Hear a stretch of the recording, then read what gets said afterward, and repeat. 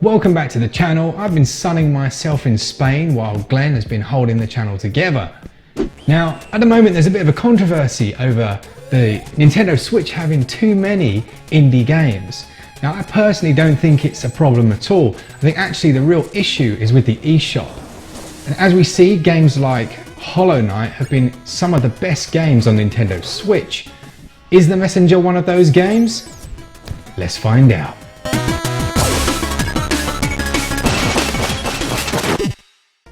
You play as an unknown ninja, part of a clan on the western edge of the world, the only surviving humans training to defeat the demon army.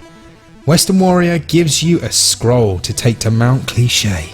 Nobody knows what's on it, but hell, it will fix all the problems if you get it delivered. Where the story is most effective is through the witty and well-written dialogue. Bosses are characterized in an excellent way, often claiming to have simply been defending themselves after a boss fight.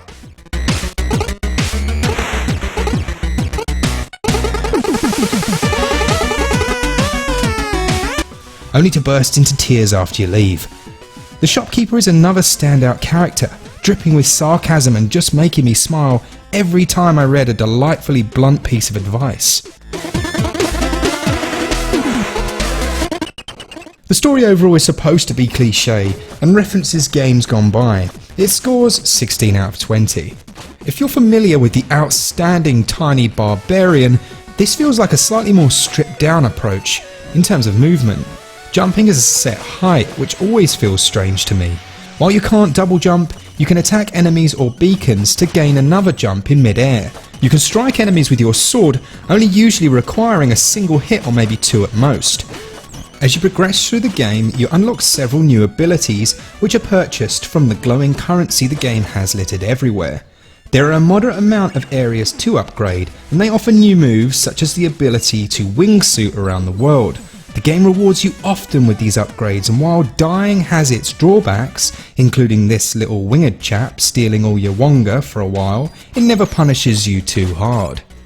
One upgrade offers you the use of shurikens. These are cool, and your health and also these projectiles can be replenished by killing mobs.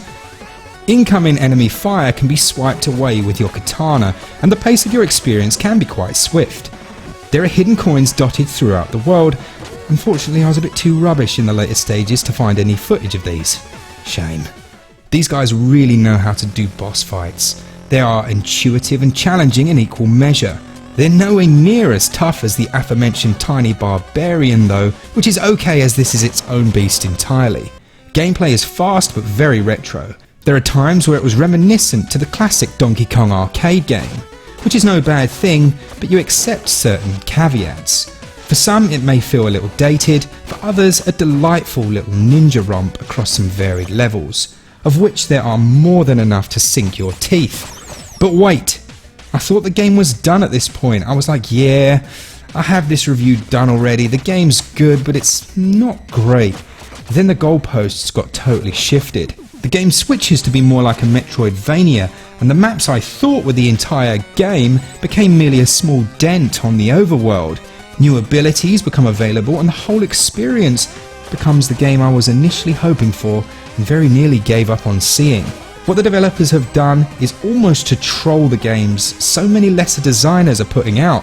The gameplay mechanics are simple but enjoyable, and the detail that's gone into each level pays off with fun but challenging platforming.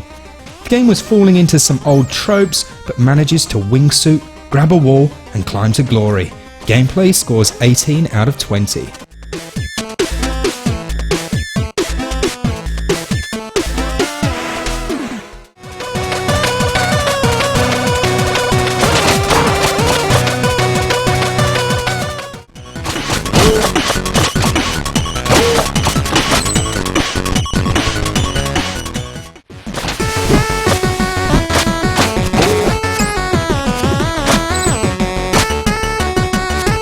Don't tell me you weren't already beginning to hum along to those tunes.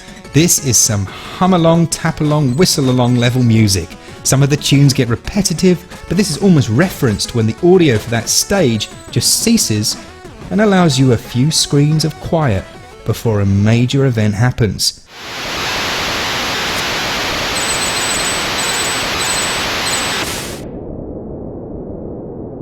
Sound effects are fitting, but the music really is the star of the show, and unfortunately HD rumble is totally absent. What elevates audio are the little touches, such as the tunes becoming a more muffled and quiet version when underwater.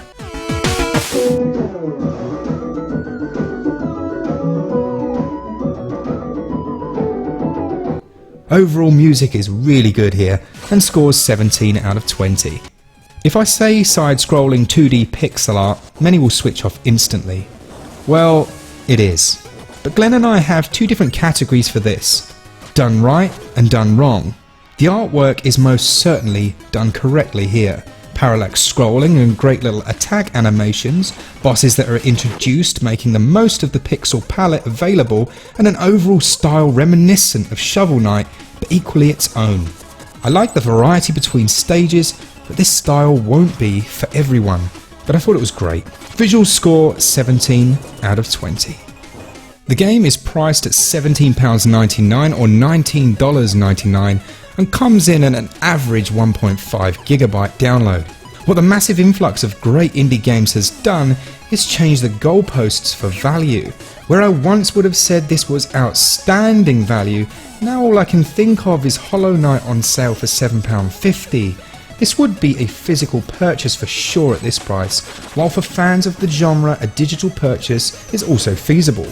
Thankfully, the game offers some good replayability, with skills such as the excellent grapple adding some fun when traversing the earlier levels to find all the hidden green things you were too rubbish and old to see with your old man eyes the first time. I've played for a little over 14.5 hours and I'm clearly nowhere near beating everything just yet, which is great. Value scores 16 out of 20.